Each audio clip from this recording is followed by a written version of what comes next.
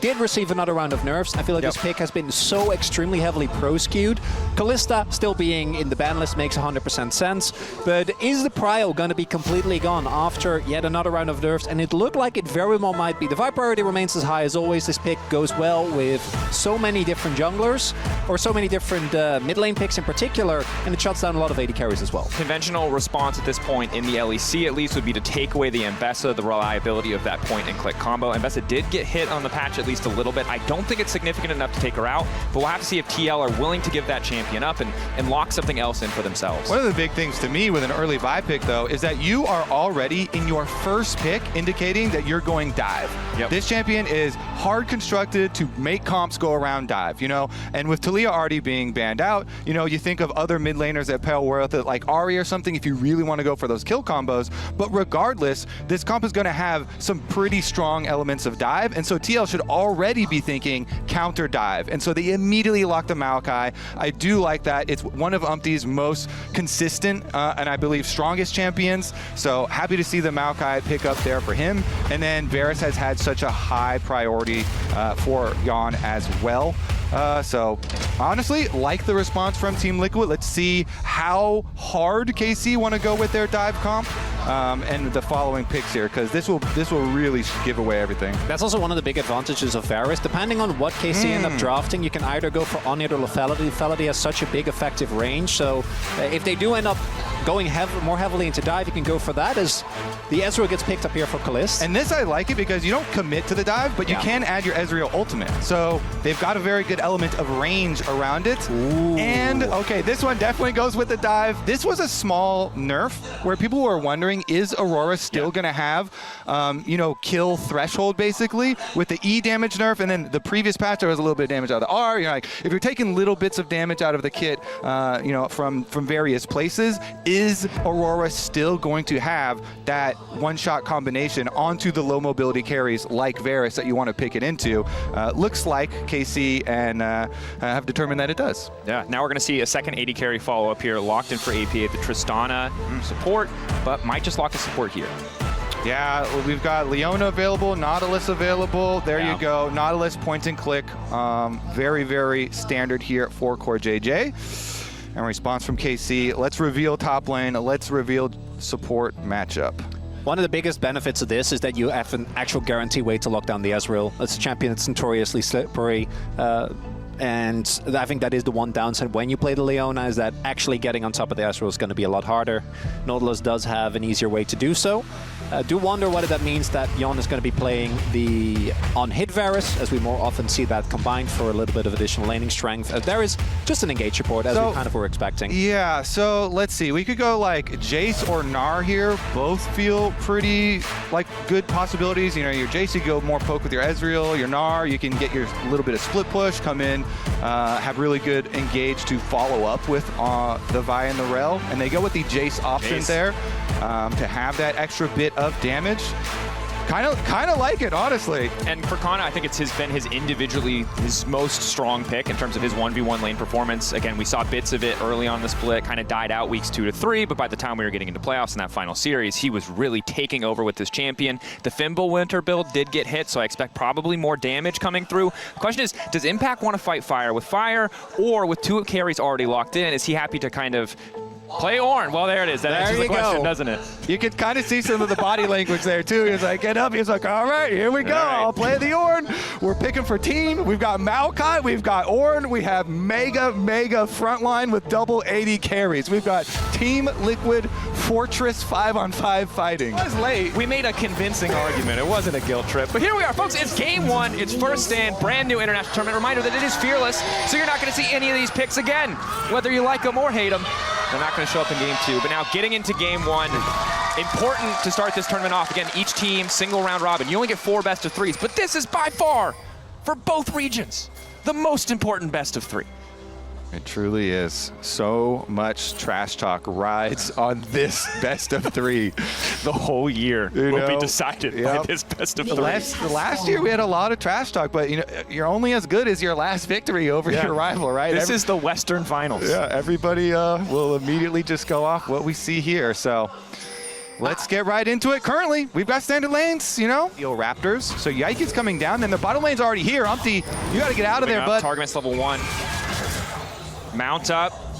Doesn't quite have level 2, can just bully him out. Gets a bit of damage down, but Umpty should still be able to walk away. Quick arcane smash. Walks out, but spends a lot of time effectively just leashing that red buff. Certainly a little bit awkward. Does mean Calista's on his lonesome. Poor JJ wants to walk forward with a level 2. Forces an early flash, and that is the cost of Targamas roaming when they didn't really have bot prio. Is that Kana gets to play like this because Umpty has been so meticulously tracked, right? Yes, he got the early Raptors. No flash. Is able to arcane chip. The ignite goes down. Targamas taking a bit extra damage. The Q! Pixels away from finishing off Calista there. 2 stacks maybe wouldn't have gotten the job done, but certainly would have left that health bar point. It's going to be enough to be able to get them a turret plate, though. There's already half damage on that turret plate. The Pencil doesn't find it. And this was the big thing when we looked at this matchup. This 2v2 bot lane. Could Core and Yon replicate some of the seconds they had? They get the early flash. Now they're putting more pressure on. Yike might try to respond, but he's spotted. And again, not quite in a position for Umpty to step back into the pit as Targamas is still here. His bot lane has reset. This is a bit awkward. It certainly is. I mean, they both have smite. Yike was quite good with his smites in LEC finals, but Targamas isn't enough of support there to allow him to finish. And since the bottom lane for TL made the better call not to sacrifice their tempo for that turret plate greed that I thought they were going to go for, that is the reason that they are able to get to reset and get the dragon instead of it. So good job not sacrificing their tempo. Play towards the top side of the map, outside of Trek and Umpty getting those grubs early on is going to feel really good for Kana in particular, as we can see by far the largest individual gold lead. So Yike's a smite to grab the Raptor there. So Umpty thinks that he can just go in and take this red buff, but Yike's got a second charge built up as well. Do they know? Not sure if they do. Q flash over the wall, wants the full commit. Nice interrupt coming from JJ, but the damage still connected. But Umpty is running. Faye's rushing out, and it's first blood for TL. Vladdy trying to move down, but APA already with the cover. Double kill for Umpty on the bottom side. Great vision toggle right there. You could see Core JJ, TL waiting. Carry massive, massive classic here. As Umpty's actually going upriver, so they want to make a visit towards Kana right now. He's going to get hit by the second half of the ultimate. Sustained CC here. Decent chunk now coming, and that's the ulti full root. Do they have enough damage to finish the Jace? The answer is hell yes. Kana running, trying to outplay him, but he just can't even play the game. There's too much CC. The General strikes again! And Kana, unfortunately, not the first time that we've seen him fall in this trap, but I think... Yike. Oh! Vladdy. Weirding hits, but not doing a whole heck of a lot of damage. Maybe thought he... Oh, like, oh, this is insane. So they get the kill on Kana, take him out. They're going to deny the full grub value that I think Casey was definitely looking for, and they're getting free plates on bot. This is an ideal TL strat from when they were at their peak last year, and they're performing so well. They had Tristana for APA. They had him split pushing early on in the side lanes. They were one of the teams to rotate him to side lanes very, very early on in the game. This one, getting... If we do go into the late game on these terms, not even a lead, even if it was even, I think TL is going to have a much easier time. Which is why you can see this commitment down to stop dragon stacking. You know, they don't want TL to have the ability to draw them to a dragon soul super early on. So they're actually going to give up, you know, some turret damage on top side. Impact is going to be able to get something done there. Kana still gets a turret plate by himself on bottom side while they take away the dragon though. So incredibly well, never going up, you know, to the other side of the map. And now currently behind Vladdy on bottom side, starts with the ulti. Another ulti. Can use the ult to try and get out, but looks like he wants to try to use it as an alternate escape path. Excellent knockback coming in from AP, but it doesn't look like they're going to finish. One little gift for Vladdy, but again, it's the Night Vow. It's not the Leandries. There's no damage there. Now Kalista in trouble. Good chunk coming out. Yike desperate to ult, but an early flash comes out from APA to deny the chance. And Yike, again, this is why you pick the champion. He hasn't got to ult a single time. And, oh, topside turret might go down here. Kana, he's committed to the game plan as the rest of the Rift, I think, struggling a little bit more, especially everyone can be a threat in a long enough fight. As Kana turning back on APA, knowing that Core is waiting over the wall. The knocker will still hit, but a nice chunk out to start things off. Targamas now chasing down APA again. APA earlier did give up that flash, but will walk away. Good buffer on the hook coming out from Core to make sure he could get out as well. It's like, no, can't kill him. That's Ornn with an ending to spare. And the Giant Bell, Yike might be able to get the Herald for this. Would be big, but they do spot him. Yeah, they haven't quite committed down to the bottom side, and Umpty's coming on up here, though. Umpty had to use a smite earlier on the Raptors, though, so Yike might be feeling confident that he's up the spell. Kana breaking yet another tower. And while I thought Kana was important, I did not expect game 1 to just be the Kana show. This is the guy. Go to KC, so the objective focus here as KC are setting up pre-Dragon spawn, and TL have APA split pushing on top side with his Tristana trying to get that outer tower gold. If they will able to grab that money, nice injection of gold. 2 items going to feel really good if he can race there quickly. Teleport is available. Awkward objective start. Yikes. Caught out here. Umpty can now follow up. Should be pretty easy to take this buy down. No one else is in the area. Flashes out, but still gets caught. Oh, that's a heartbreaker. TL now going to grab the objective. Umpty casted his ult already, so it was there when Yike goes for his flash to get away after getting bumped back. Regardless, it all started with Impact finding the pick there, but that is massive because they didn't have to commit APA's teleport to make that dragon play. They got it. Okay. I'm ready for a moment's notice for that kill, but it's a great call out because how many times this game have we seen Yike start an objective? The fact that once you get hit by any point of CC, you do die. Like against this TL comp, there's just too much lockdown. Okay, feats of strength all come down to this Rift Herald. And they secure it. Umpty set up on the side. Ulti not quite available. Very hard for them to fight for space. It looks like Team Liquid are just going to concede.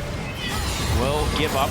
Teleport from APA is but going now bottom. KC want to keep things going because it's Vladdy waiting in the brush, and this time it was TL. Caught unawares, not ready for the play. Locket comes out. Umpty going to be able to walk away, but a pick on top of the feats of strength coming through as TL try to reclaim something bot. It was interesting to watch because you could see both teams calling for plays in different areas, with KC making their play in mid. Nice successful kill onto Yon, and TL making the call to push bottom side. But now the tower, Rift Herald instantly takes out the last outer turret here for Team Liquid, so KC have been able to open up the map. But again, the Tristana teleport was used to bottom side as well for APA to get down there with Impact and at least trade that outer tower as well.